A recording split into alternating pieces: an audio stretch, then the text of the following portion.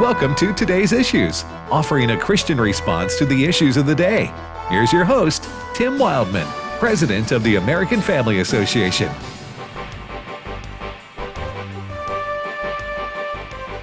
Well, good morning, everybody. Welcome to the program on this Monday. I'm Tim Wildman with Ed Vitagliano. Ed, how you doing, brother? I'm doing good. Well, a lot to talk about today. And whom shall you be speaking to, Sir Ed? Well, we'll have a special guest in studio, Merle Temple, who's written a new novel and has two more coming as part of a trilogy. We want to welcome Merle Temple to the program. He's joining us in studio. He's the author of A Ghostly Shade of Pale. It is the first novel in a trilogy. Merle, want to welcome you to the program. Oh, great to be here. Well, let me ask you this. On the back jacket of your book, it defines you as a searcher, a wordsmith, a pilgrim in transit, and also a sleuth. Tell us what that means and a little bit about your background. Well, I used to be a sleuth. I promised the Lord I'd write 3 books based loosely on my life. A Ghostly Shade of Pale is taken from the early 70s.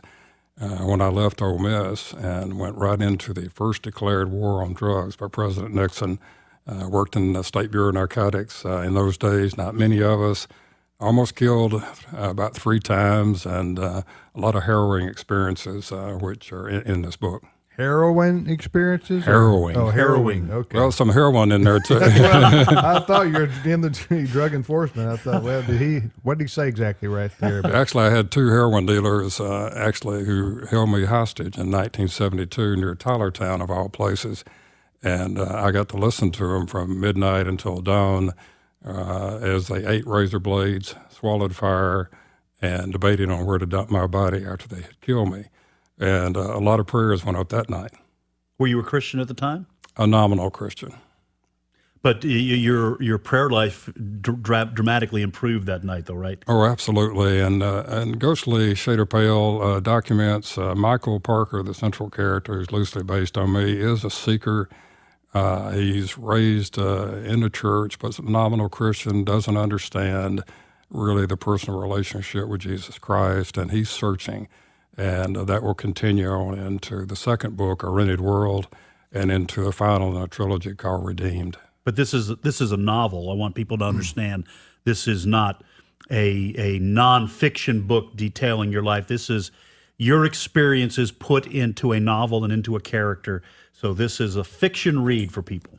Absolutely. It is fiction. It has a ring of truth in it because it's drawn from memory and experiences also, but it is a work of fiction. Well, if you've been kidnapped by heroin dealers and sat there listening while they talked about you dying, that's a little bit more of a basis for a novel in terms of being gripping than most of us, what we did in line at Walmart, what most people tweet about. You had some experiences that seem like they actually are worthy of a fictional novelized treatment. Mm-hmm. Well, it's a lot of pain to draw from, but I tell folks in my old age, it's great fodder for a novelist. Yeah.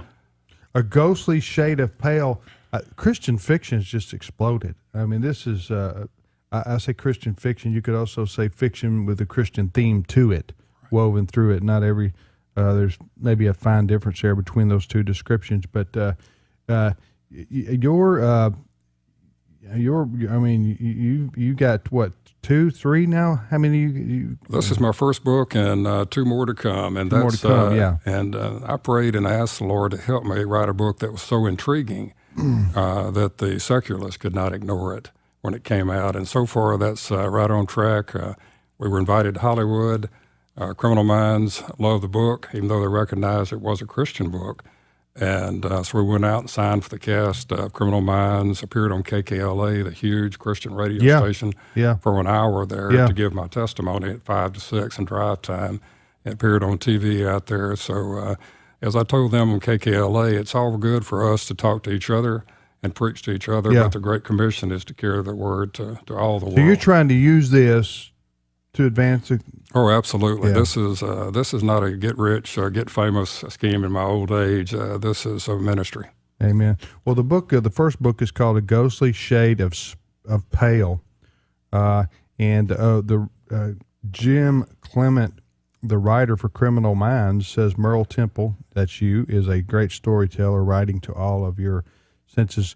Is this a thriller or suspense or whodunit? Well, it's a mystery thriller, suspense, conspiracy. All those things. A great love story behind it, and it's written as literature. I wrote it as literature to endure. I didn't want to write another throwaway item in a throwaway world, and it's not a plot that you've read many times before. And but God has really blessed us. And as I told y'all earlier, I got to spend Christmas couple hours talking to Ravi Zacharias, who's one of my heroes. I've learned so much about. How'd that meeting come about? Margie Zacharias read my book, Ghostly Shade of Pale, and she loved it. And we talked, and she said, "When can you come over?" And I said, "When do you want me there?" And so I went over just a few days before Christmas, and Ravi took me to lunch, and we had a long talk about a lot of deep subjects. So Ravi Zacharias' wife read your book, A Ghostly Shade of Pale, and she's the one that got you a 2-hour one-on-one lunch with Robbie. Yes, I went I'm right. Looking She's at probably the picture the only, right here. She's the only one that probably could have pulled that off for you right there. I went right to the top, right to Margie. Well, what do you want folks to gain when they read the book? I mean, what do you want them to come away with? Well, I think in all of these books there'll be a constant thread that all that's necessary to lose yourself in this world is to turn around once with your eyes closed, and that there's a lot of danger there. And we get letters from all over every week, people telling us how much they love this book, how much it meant to them, and thanking us profusely for not using any profanity or explicit scenes of intimacy. I was pressured to do those things early on, and I rejected that. They tried to get me to add neon, as they called it, which was profanity, and they even want me to add vampires to it. They're so formula driven. What now? They asked me to add vampires. Throw a vampire in there? And I said, well, we met a lot of bad guys. I'm not sure any of them were certified vampires. Nobody that you had to drive a stake through their heart. No. I mean, you might have had to pull a trigger, but... and then they said, too, you might want to think about taking God out. You might offend somebody. I said, well, let me see if I understand this. Profanity good, vampires good, but God not good? I said, no, I can't go there. Now, if you don't mind my asking, and you don't have to name names, who was it that was pressuring you? The publishers? Yeah, just people I was shopping the books to. Yeah. And, but I've learned so much about the book world in the last year, and it's... You know what strikes me about, broadly speaking, the entertainment industry? I know that this is not a book you wrote. You want it to be entertaining, but it's not written just to entertain. But what always kills me about the entertainment industry is they're always talking about artistic freedom and letting people express themselves. And look, this is how life really is. That's why we're showing the sex. That's why the language is in there. But the minute you want to put God in and say this is also how the world is, the minute you want to talk about your artistic free expression, the minute you want to be pushing the envelope, so to speak, by putting God, into a story, then they want to shut it all down. What happened to all those principles of entertainment?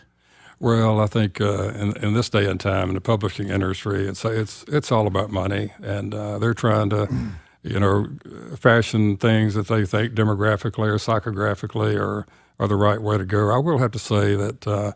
When we went to Hollywood, everybody kidded us before we drove out there. And I said, Judy and I are going out to Hollywood or to Babylon. And I said, we're just going to march around the city and blow our horns till the walls fall down. But I'll have to say, when we got out there, we met some really nice people. And even the people who were not believers were very gracious to us. And they liked the writing so much. They were a little conflicted.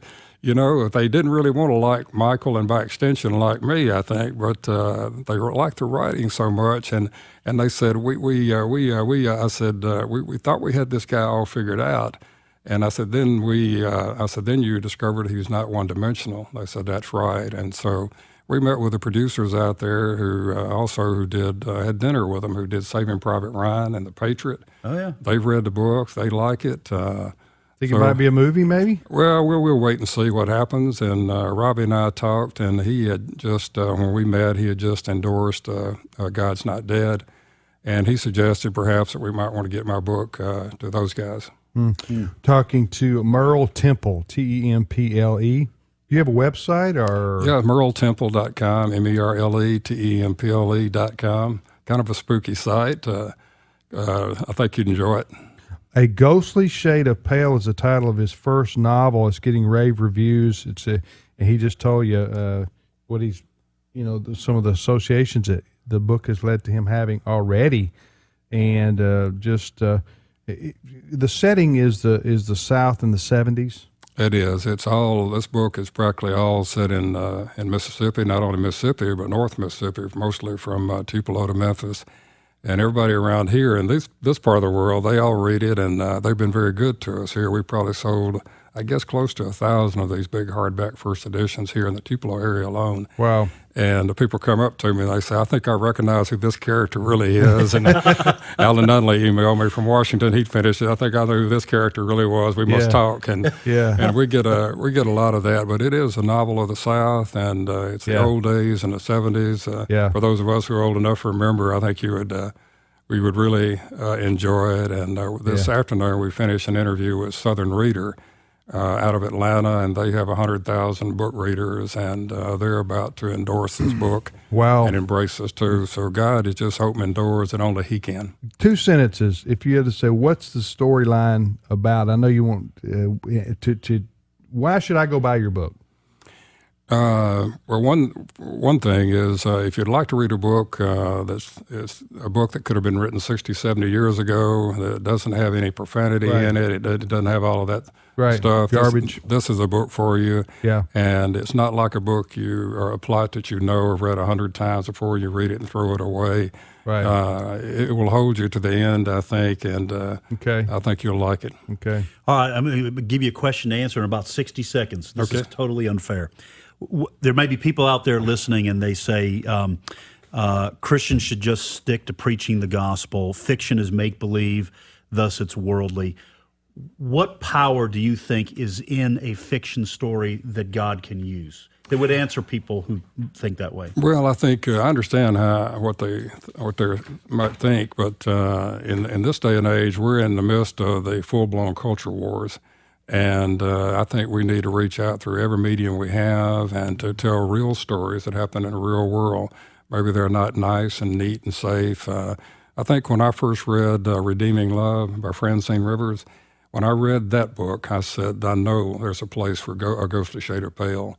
And we just got great news this morning. Lifeway's placed a big order. We're in 75 to 100 stores in Lifeway now, which is a big break for us. Yeah. And so folks are beginning to look at it and look at it again and say, come on in. What's the website again, Merle? It's merletemple.com. merletemple.com.